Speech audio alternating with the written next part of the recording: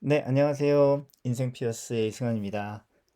오늘은 종일 비가 와서 밖에서 촬영을 못한 이유도 있고, 또 컨텐츠 포맷에 약간의 변화를 주고자 어, 화면을 녹화하는 방식으로 제가 준비한 내용을 좀 공유해 보도록 하겠습니다. 우리가 경제 공부나 투자 공부를 한다고 하면은 뭐 버핏 이야기 또는 뭐 차트 보는 법, 그다음에 뭐 경제 지표가 어쩌고 뭐 이런 그 이성적인 내용들, 계산하는 내용들은 굉장히 많이 접하게 되거든요. 그런데 우리가 그 이성적인 그 정보를 통해서 뭔가 결정하려고 할 때 우리 마음이 작동되잖아요. 그 작동되는 마음에 대한 경제적인 내용에 대한 그 마음의 반응, 그리고 그것을 결정하게 되는 내 심리 상태, 이런 것들을 이야기해 주는 책들이 의외로 많이 그 주변에 많지는 않습니다. 있긴 있는데 이런 학문을 그 일반적인 전통 경제학과는 조금 차이가 있게 부르기 위해서 행동 경제학이라고 부르기도 하고요. 또는 재무 심리학 뭐 이런 표현도 쓰기도 합니다. 뭐 재무 행동학 이런 말도 쓰고요. 영어로는 behavioral finance라고 그래가지고 이게 우리나라 말로 마땅히 좀 번역이 애매한데 어떤 그 금융적인 이재라고 하나요? 이재에 대해서 어, 행동하는 behave, 네, 행동적 금융 뭐 이런 그러니까 금융에 대한 행동, 돈에 대한 내 반응과 행동 이런 영어 뜻인 단어로 구성이 되어 있는데 이걸 어떻게 한국말로 매끄럽게 번역할지 어렵더라고요. 그런 이유로 이 제목이 우리나라에서는 아예 존재도 안 했죠. 재무행동학, 뭐 재무심리학, 행동경제학 이런 말들이 아예 되게 낯섭니다. 이 말인즉슨 우리가 투자에 대해서 얼마나 많이 그 거리감이 있는가의 이야기인데요. 머리로는 열심히 공부를 해보지만 막상 돈을 넣고 또 그 넣었던 돈이 투자 성과에 따라 오르고 내릴 때 같이 내 마음이 몇 배로 더 오르고 몇 배로 더 힘들어 하는 그런 재무적인 거에 연관된 내 마음 상태, 행동 거지에 대해서 좀 살펴볼 필요가 있는 시점인 것 같습니다. 너나 할 것 없이 다들 투자를 하고 계시지만 이제는 투자했던 자금이 올라서 기분 좋기도 하지만 떨어져서 속상한 분들도 분명히 계실 거고 무엇보다 만약에 그것이 실수였다면 동일한 패턴을 반복하고 싶지 않으실 거고 그게 잘했던 것이라면 나만의 어떤 루틴화 시키고 싶거나 또는 더 발전시키고 싶거나 하실 거란 말이죠. 그러려면 이런 돈과 관련된 이익과 관련된 그 상황에서 나는 어떠한 마음 상태를 어, 보이며 또 어떻게 행동하느냐를 살펴볼 필요가 정말 많이 있다고 생각을 합니다. 그래서 행동경제학, 이 재무심리학이라는 부분에 대해서 여러분들과 함께 어, 한동안 이렇게 같이 살펴보는 시간들로 컨텐츠가 구성이 될 것 같습니다. 자, 오늘 그 첫 시간인데요. 앞에 이야기가 길었으니까 빨리 진행을 해보겠습니다. 자, 당신은 600명 군대를 데리고 있는 사령관이라고 할게요. 적의 포위망이 좁혀오고 있고요. 장군님인 당신은 그 포위망을 뚫고 전진을 해야 되는데요. 참모가 와서 얘기해 줍니다. 장군님, 매복 중인 적군에 의해 아군 600명이 사살될 수 있습니다. 우리가 길을 선택해야 되는데 어느 길을 선택하시겠습니까? 이런 상황이에요. 그래서 이제 길을 선택하는데 1번으로 가는 것과 2번으로 가는 것이 아니고 1번에도 길이 두 개 있고 2번에도 길이 두 개 있는데 질문의 모양이 좀 달라요. 여러분들이라면 어떻게 하시겠습니까? 일단 질문 1번부터 열어서 보겠습니다. 질문 1번. 질문이 아니죠. 답변 1번. 자, 루트가 A가 있고 루트가 B가 있어요. 이제 길 A가 있고 길 B가 있다는 거죠. 자, 루트 A 뭐냐? 600명 중 생존병사 200명이 고작입니다. 즉 사람을 살리긴 살릴 수 있는데 다는 못 살리고요. 200명밖에 못 살립니다. 이 길이 마음에 안 드신다면 다른 길이 있는데 다른 길은 600명 모두 사는 확률은 3분의 1이고 한 명도 살지 못할 확률은 3분의 2예요. 자, 장군님 어떻게 하시겠습니까? 여러분이 장군님이라면 어떻게 하시겠습니까? 한번 생각해 보세요. 여러분 A 선택한다, B 선택한다. 생각해 보셨나요? 네. 자, 그러면 일단 잠깐 그거 옆에다가 머릿속에다가 나는 A다, B다 기억하시고 다음 질문을 한번 해보겠습니다. 자, 다음 질문. 자, 요번에도 A 길, B 길이 있습니다. A 길, B 길. 자, A 길을 선택하시게 되면 600명 중 400명을 죽이는 길입니다. 이 길로 가면 400명이 죽어요. 네, 루트 B는 한 사람도 죽지 않을 확률이 3분의 1이고요. 600명 모두 죽을 확률은 3분의 2예요. 여러분이라면 어디를 선택하시겠습니까? 궁금하시죠? 다른 사람들은 어떻게 선택했을까요? 네. 케이스 1에서 자, 루트 2를 보통 선택을 했다고 해요. 그래서 생존을 200명을 시키겠다. 근데 케이스 B에서는 루트 B를 선택했대요. 케이스 2에서는 루트 2, 한 사람도 죽지 않을 확률이 3분의 1이면서 600명 모두 죽는 확률이 3분의 2. 근데 여러분 아시다시피 이거 같은 내용이거든요. 예전에 개그 프로에서 이런 말이 나왔어요. 왼쪽 궁뎅이와 좌측 볼기짝. 그게 그 말이거든요. 근데 이상하게 선택을 할 때 어떻게 물어보느냐에 따라 사람들이 결정을 달리 하더라는 거예요. 그래서 이 케이스 1번으로 봤을 때는 질문의 포인트가 얼마나 많은 생명이 살 수 있는가, 즉 살리는 거에 대해서 집중을 했는데 이때는 보다 많은 사람을 살리고자 신중해지는 경향이 있어서 A를 선택했답니다. 생존을 200명은 시킬 수가 있습니다. 그렇죠? 200명은 장군이 200명은 확실히 살릴 수 있습니다. 이런 말과 또는 400명이 죽습니다. 그럼 200명이 산다는 얘기 똑같은데 살린다 200과 죽는다 400 중에서 이상하게 살린다 200으로 마음이 가요. 사람이 신기하죠? 죽는다 400보다 살린다 200으로 가요. 그 다음에 어차피 죽는다, 죽는 얘기를 할 때는 어차피 죽을 것 같으면 조금 더 대담하게 결정을 하게 돼요. 그래서 어차피 죽을 거, 응? 어차피 병사가 400명이나 죽고 어차피 죽을 거 우리 모두 다 같이 돌격 앞으로 우리가 모두 다 죽지 않을 수도 있다 하는 이 한 명도 죽지 않을 확률 3분의 1에 대해서 베팅을 하게 된다는 거죠. 신기하죠? 같은 내용인데 우리는 너무 다르게 받아들인다는 거예요. 이런 내용들을 어디서 우리가 알게 되느냐면 이 책에 보면은 전망 이론이라는 이야기가 나오는데 위기 상황에서 어떻게 결정하느냐 이런 거에 대한 분석이 이 책에 행동 경제학 이런 분야에 굉장히 많이 등장하는 내용입니다. 핵심적인 네 가지 내용이 손실 회피, 매몰 비용, 오류, 현상 유지 편향, 그 다음에 소유 효과 이렇게 네 가지가 있는데요. 손실 회피는 여러분 아시겠죠? 좀 이따가 나오겠지만 일단 내 주머니에 있는 500원이 없어지는 것보다는 뭐라 그럴까요? 아니 없어지는 게 아니라 누가 500원을 나한테 더 주는 것보다 내 주머니에 있는 500원을 지키는 게 더 중요하잖아요. 이런 것들인데 내려가면서 한번 더 설명을 드리도록 하겠습니다.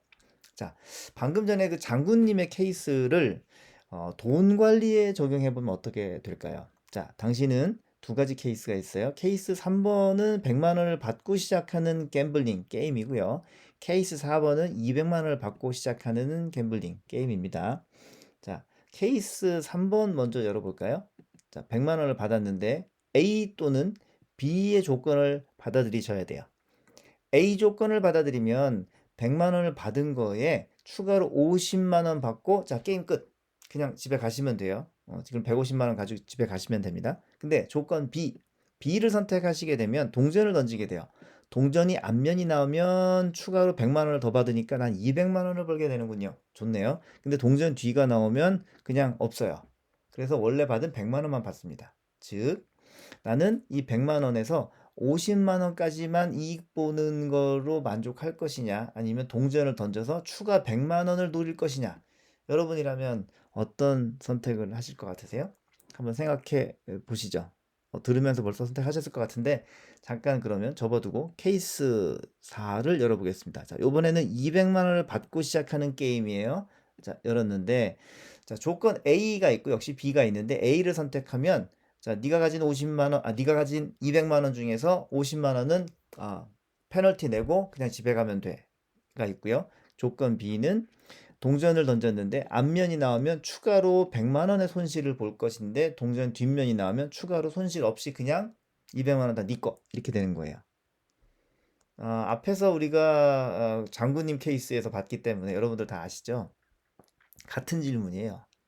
그렇죠. 뭐 같은 질문이죠. 같은 질문인데 다른 사람들은 또 어떻게 생각했느냐?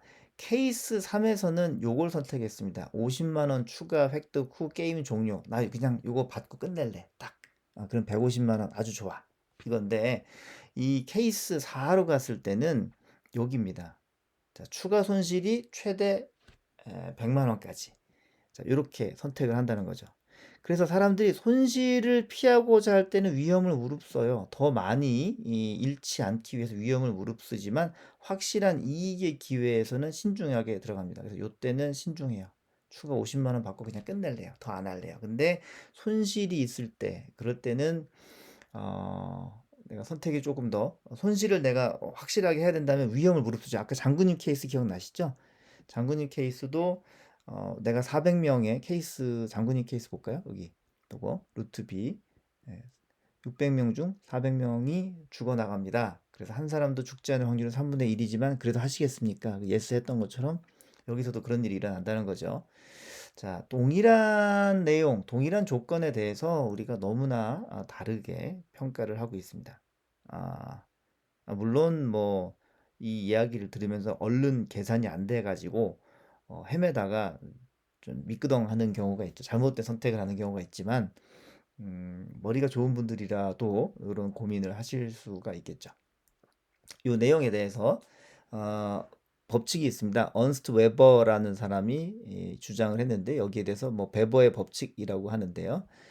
자극의 이 내용은 웨버의 법칙이란 자극의 강도가 변할 때 그 영향은 원래 자극의 절대적인 수준과 비례한다. 근데 뭔 말인지 모르겠어요. 써놓고도 모르겠더라고요. 그래서 다른 형태로 설명을 드려보도록 하겠습니다. 자, 동일 급여 인상 시 만족도를 비교할 건데요. 자, 1100불을 받던 사람이 1200불을 받는 것과 100불 받던 사람이 200불 받던 것과 누가 더 만족도가 크냐 그러면 100불 받던 사람이 200불 받는 게 더 커요. 금액은 같은 100불인데 여기는 거의 뭐 8, 9% 올라간 건데 여기는 거의 100% 올라간 거잖아요. 네, 두 번째로 내가 500불이 있는 사람한테 500불 있는 사람이 500불 더 받아서 1000불이 됐어요. 그런데 옆에는 아무것도 없던 사람이 500불을 받아서 재산이 500불이 됐습니다. 그러면 어느 사람이 더 만족도가 높겠느냐? 여러분들이라도 바로 느껴지시죠? 가진 것이 적을 때 얻는 가치의 차이가 크게 느껴지는 것처럼 마찬가지로 그 내가 뭔가 가질 수 있는 기회를 잃는 것에 대한 불안도 되게 커요. 요거 잃는 것에 대한 불안. 요즘 되게 유명한 말 있죠. FOMO, FOMO, FOMO. 풀어서 쓰면은 Fear of Missing Out 해서 내가 이익 볼 기회를 놓치는 거. 그러니까 옆집 엄마는 돈 벌었는데 투자해서 돈 벌었는데 내가 그거를 그냥 안 해가지고 돈을 못 벌었어. 억울한 거죠. 그래서 남들이 하면은 나도 그걸 해야 되는 거예요. 남들 우리나라 분들 이게 되게 많죠. 야 누구도 했대. 그래가지고 나도 그걸 해야 되는데 못하는 것은 되게 억울할 것 같고 남들 다 하는 거 나 빠지면 그건 아닌 것 같고 뭐 이런 게 우리 그 한국 분들이 좀 많이 행하는 것 아닌가 싶은데요. 사람들은 확실한 500불 얻는 것에 만족이 큰 것처럼 전혀 잃지 않을 가능성 또한 추구하는 거죠. 포모가 그 내용입니다. 전통 경제학 이론으로는 동일한 금액을 얻는 선택지에 대해서 사실 동일한 선택 비율이 나와야 돼요. 뭐 케이스 1, 2, 3, 4 모두 인데 특히 3, 4를 통해서 보면은 내용은 같죠. 케이스 3든 케이스 4든 핵심은 이거예요. 확실하게 150을 받는 선택을 할 거냐, 아니면 100만 원 또는 200만 원을 얻을 확률이 반반인 도박을 할 것이냐, 이 내용이거든요. 전통적인 경제학으로는 그래요. 이성적으로, 머리로 분명히 따져보면 이게 그냥 똑같아요. 그런데 이 전망이론, 행동경제학, 재무심리학 뭐 이렇게 나누는 이 학문 쪽에서는 좀 다르게 봅니다. 예를 들어서 자산 50억을 가진 사람에게 50만 원을 가치로 따지면 재산의 0.001%예요. 근데 이 사람에게 공짜 상품권 50만 원이 생길 상황이 되면 이 사람은 그냥 내게 없었던 50만 원이 생기는 것으로 간주하지 내 재산의 0.001%가 다가왔다. 이렇게 생각하지 않는 거죠. 즉, 자기가 가진 자산 전체의 변동 수치와 상관없이 실제로 얻거나 잃는 금액의 가치, 그리고 그 경우 본인이 갖게 되는 느낌이 굉장히 중요하다는 거죠. 느낌. 자, 이게 마음으로 생각한다는 거죠. 느낌.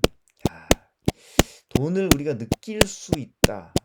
이게 좀 이성적이지 않은 것 같은데 사람이 감성이 있어요. 생각이 전부는 아니라는 거죠.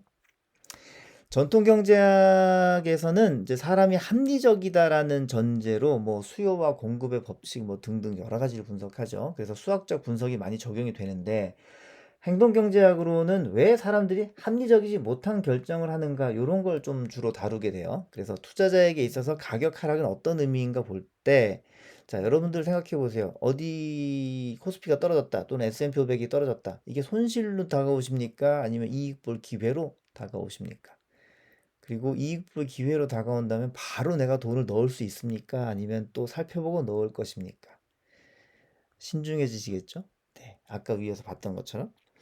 이렇게 돈을 대하는 심리를 이해하지 못하면은 좋은 투자 기회를 나쁜 결과로 오해할 수 있고요. 또 나쁜 투자 기회를 좋은 투자 기회로 오인하게도 돼요. 이거 막상 그 투자 시작해 보면 하나같이 다 경험하는 겁니다. 나는 안 그럴 줄 알았는데 이상하게 손이 안 나가. 나는 안 그럴 줄 알았는데 따져보지 않고 분석하지 않고 막 매수 들어갑니다. 이게 참 문제인 거죠. 자, 사람의 인지 처리 방식에서 정말 중요한 결정은 머리가 아닌 마음이 하기 때문에 우리의 투자 심리는 정말 중요한 공부 주제라고 생각을 해요. 그래서 요 내용 같이 살펴보면서 한 주 한 주 우리가 투자를 대할 때 어떤 마음 상태로 대하고 있는지 파악하는 그런 시간을 함께 가졌으면 좋겠습니다. 자, 그리고 이어서 피어스원 포트폴리오 투자의 성과에 대해서 말씀드리려고 합니다. 우선은 6월 달 말일자로 성과가 개선이 됐고 그래서 그 내용이 반영이 되었습니다. 2021년 7월 2일까지 229일의 투자 기간을 거쳐서 금액 가중 수익률로 7.51%, 연평균 수익률 11.46%를 나타내는데 요거는 실제로 S&P 500이 내고 있었던 연평균 수익률 12.39%에 거의 육박하고 있죠. 사실은 저번 주 정도의 포트폴리오에 약간의 변화를 줘서 많이 올라가기보다는 조금 좀 더 지키는 쪽으로 바꿔져 있는 상태이긴 합니다. 상황을 조금 더 주시하다가 다시 확인이 되면 주식 비중을 한 몇 퍼센트 더 올리는 쪽으로 가려고 합니다. 자, 그 다음에 기간별 수익률이 3개월 기간별 수익률이 조금 더 좋아졌어요. 저번 달의 내용으로는 이게 조금 마이너스였던가? 그리고 3%대였는가? 그랬는데 지금 나스닥이 분발해주는 바람에 많이 올라왔습니다. S&P 500 지수보다 다시 좀 더 좋은 수치로 변화되었고요. YTD 올해의 S&P 500이 15%벌 때 나스닥 피어스원은 이제 2.59%밖에 벌지 못했어요. 그게 좀 아쉽긴 한데 나스닥의 부진이 좀 아쉽죠. 작년도에 많이 벌었기 때문에 올해는 좀 덜 벌고 있는 상황인데요. 지난주에는 나스닥 성과가 꽤 괜찮았습니다. 지난 주간 내용 잠깐 보자면 델타 변이 바이러스 이슈가 되게 심각했잖아요. 그런데 뭐 미국 고용률 증가 수치가 더 놀라워서 어, 델타 변이 얘기는 살짝 뒤로 밀렸습니다. 신규 일자리가 한 65만 개 정도 있을 거다라고 예상했는데 그보다 15만 명이 더 높은 80만 명의 신규 고용자가 창출됐고 그 다음에 나스닥은 사상 최고가 행진에서 미국 증시 상승세를 이끌었는데 3대 지수 모두 강한 상승으로 지난주가 마감이 됐어요. 그래서 S&P 500 인덱스는 특히 7일 연속 최고가를 경신하는 뭐 97년도 이후라고 그러나 굉장히 좋은 성과를 연속으로 보였던 때가 97년 이후로 거의 뭐 처음이다 할 정도로 나왔답니다. 각종 지수가 1.67, 1.94, 1.02% 정도 증가하였네요. 자, 이렇게 해서 7월 3일자에 대한 내용을, 7월 2일자에 대한 업데이트를 7월 4일 일요일 날로 보고를 하게 되었습니다.